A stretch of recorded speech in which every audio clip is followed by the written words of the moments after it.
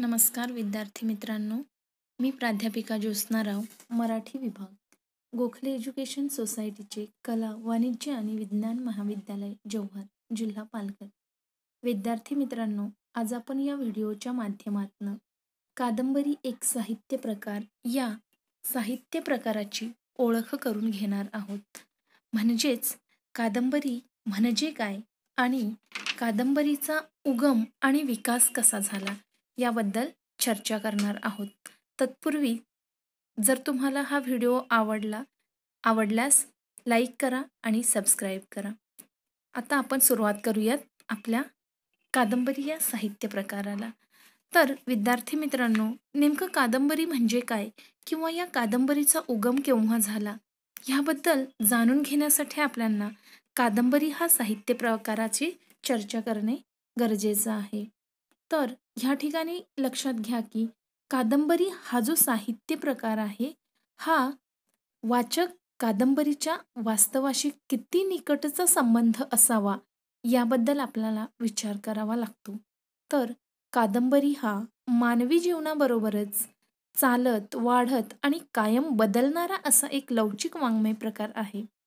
जसं इतर साहित्य प्रमाणेच. म्हणजे इतर साहित्य प्रकार कोणते? कथा, नाटक, कविता, ललित साहित्य इत्यादी साहित्य प्रकारांबरोबरच कादंबरी हा साहित्य प्रकार सुद्धा स्वतःची अशी एक संकेत व्यवस्था आहे.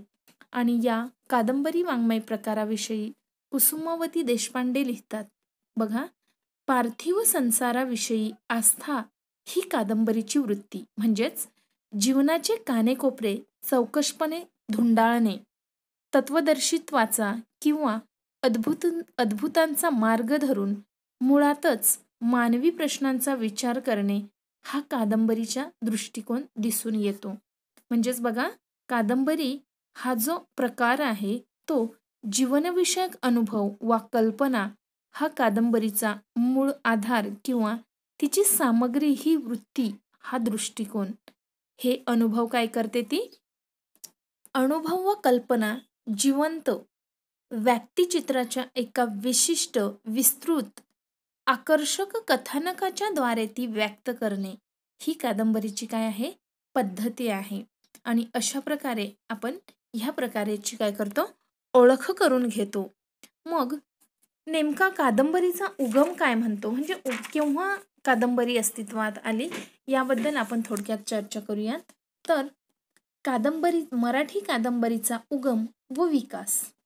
आता मराठी कादंबरी उगम कधी आली किंवा तिचा विकास कसा झाला?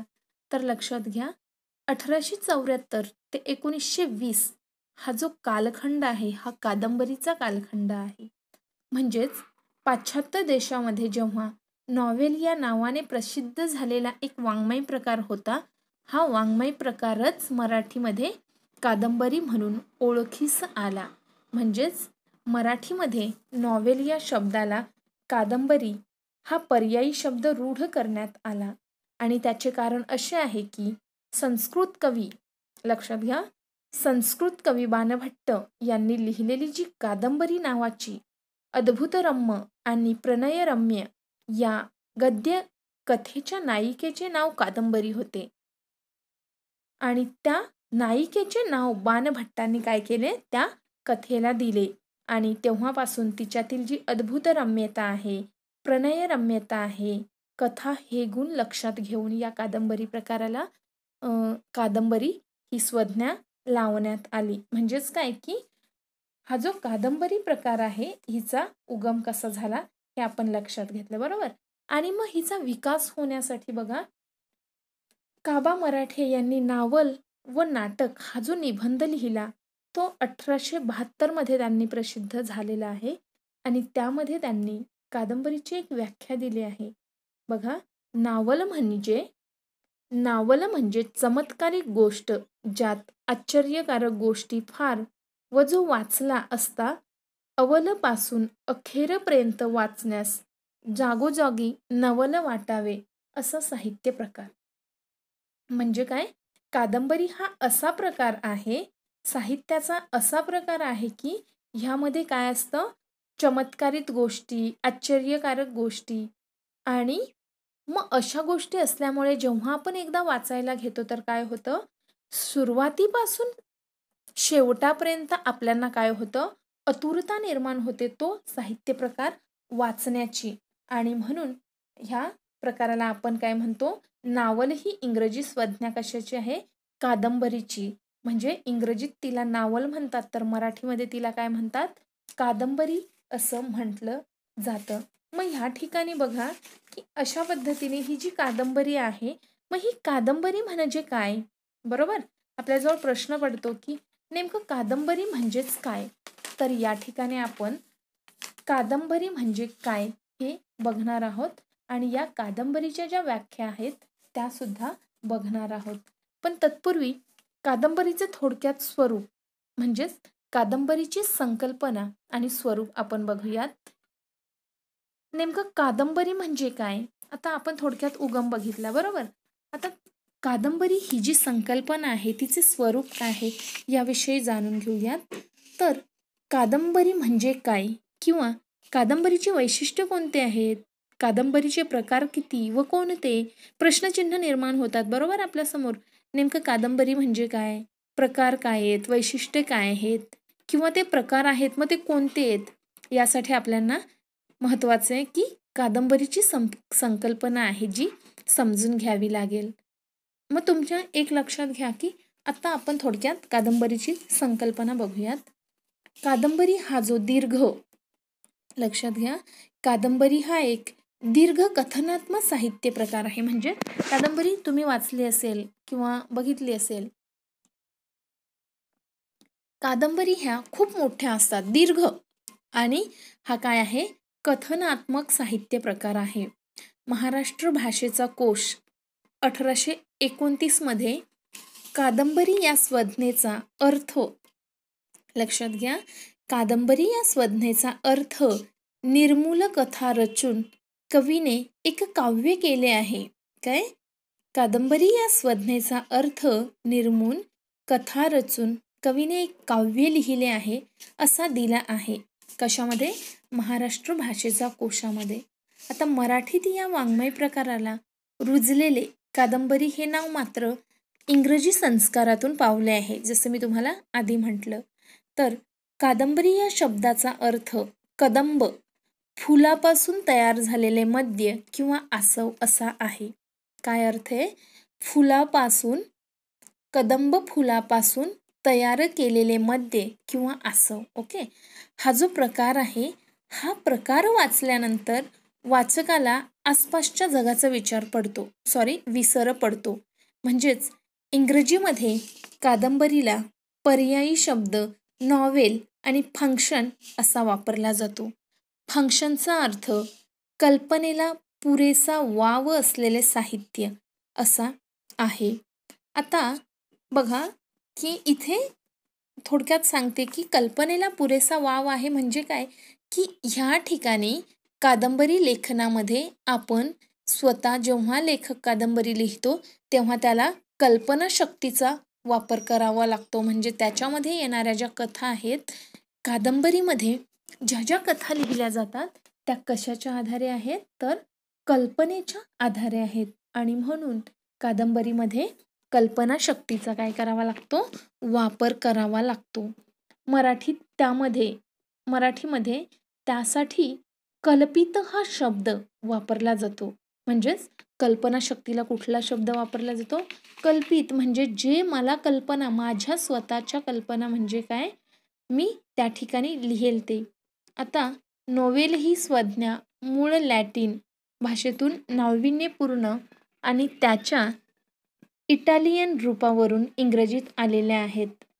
जसं इंग्रजीमध्ये नॉवेल या संज्ञेला कादंबरी हा मराठीमध्ये पर्यायी शब्द असून तो बाणभट्टांच्या कादंबरी या संस्कृत कथनात्मक ग्रंथनामावरून मराठीत रूढ झाला आहे, हे मी तुम्हाला अगोदर सांगितलं, बरोबर. याच पद्धतीने इंग्रजी साहित्यात कादंबरीचा उगम आपण बघितला, जो कधी झालेला आहे, 18व्या शतकाच्या मध्यास. तर भारतीय साहित्यात तो कधी झालेला आहे, इंग्रजी कादंबऱ्यांच्या नमुन्यावर 19व्या शतकाच्या उत्तरार्धात निर्माण झाला आहे. आता तुम्हाला हे जे कादंबरीची संकल्पना आणि स्वरूप थोडक्यात लक्षात आले असेल. यावरून आपण आता कादंबरीच्या काही व्याख्या बघूयात, जेणेकरून कादंबरी हा एक साहित्य प्रकार आहे तो तुमच्या जास्तीत जास्त लक्षात येईल. सगळ्यात प्रथम आपण श्रीमा कुलकर्णी यांची व्याख्या बघूयात. आता हा जो कादंबरी प्रकार आहे, कादंबरी हा लवचिक व सर्वसमावेशक असा साहित्य प्रकार असल्याने तिची सर्वसमावेशक व परिपूर्ण व्याख्या करणे कठीण आहे. सर्व साहित्य प्रकारांमध्ये जास्तीत जास्त पैलू असणारा हा वाङ्मय प्रकार आहे, पण तरीही कादंबरीच्या व्याख्या करण्याचे प्रयत्न झालेले आहेत. त्याच्यातले आपण पहिली व्याख्या बघूयात श्रीमा कुलकर्णी यांची. ते काय म्हणतात की कादंबरी म्हणजे कार्यकरण शृंखलाबद्ध अशा कल्पित कथानकांच्या द्वारे मानवी जीवनाचे दर्शन घडविणारी सविस्तर गद्यकथा होय.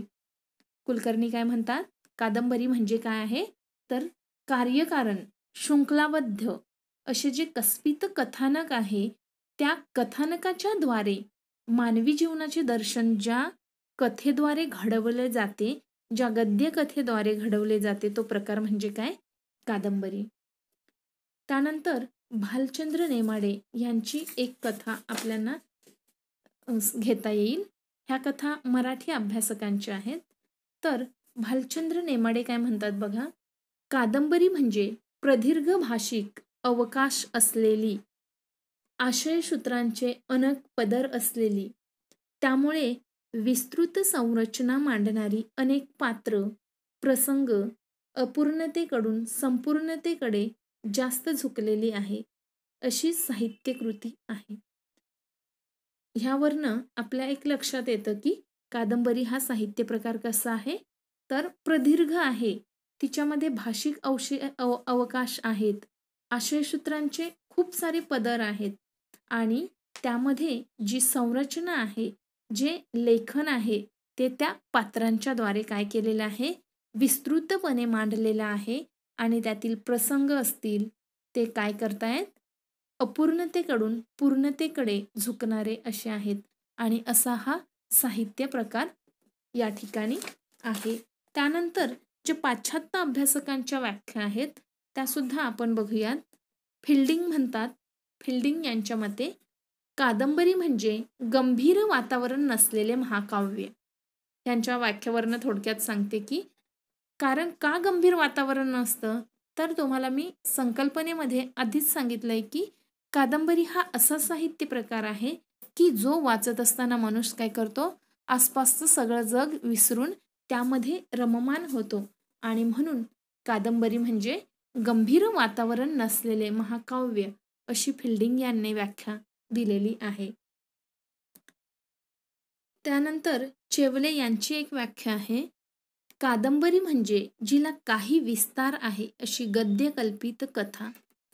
आता ह्या एवढ्यावरनं आता तुम्हाला हा जो कादंबरी हा जो साहित्य प्रकार आहे हा लक्षात आला असेल, बरोबर.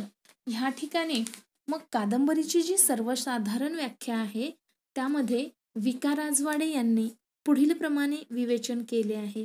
ते म्हणतात की विका राजवाडे म्हणतात, लहान गोष्टी, अद्भुत कथा, वस्तुस्थितीदर्शक कथानके हे तिन्ही प्रकार कादंबरीमय सारस्वताचे काय आहेत, घटक आहेत. आणि अशा पद्धतीने आज आपण या ठिकाणी हा जो कादंबरी साहित्य प्रकार आहे तो काय केलेला आहे, समजून घेतलेला आहे. यामध्ये कादंबरीच्या जन्माआधी जो अस्तित्वात होते किंवा कादंबरी हा जो साहित्य प्रकार आहे त्यामध्ये काय आहे, कथन हे इतर काव्य आणि नाट्य या साहित्य प्रकाराहून काय आहे, वेगळे आहे आणि हेच कादंबरीचं काय आहे, वैशिष्ट्य आहे. मग त्या संदर्भातनं कादंबरी हा जो साहित्य प्रकार आहे तो काय करतो, आपण समजून घेतो आणि या पद्धतीने कादंबरीमध्ये कथनकाराची भूमिका ही काय असते, खूप महत्त्वाची असते. अशा पद्धतीने हा जो कादंबरी साहित्य प्रकार आहे, कादंबरी म्हणजे काय हे आपण या ठिकाणी समजून घेतलेल्या आहे. धन्यवाद.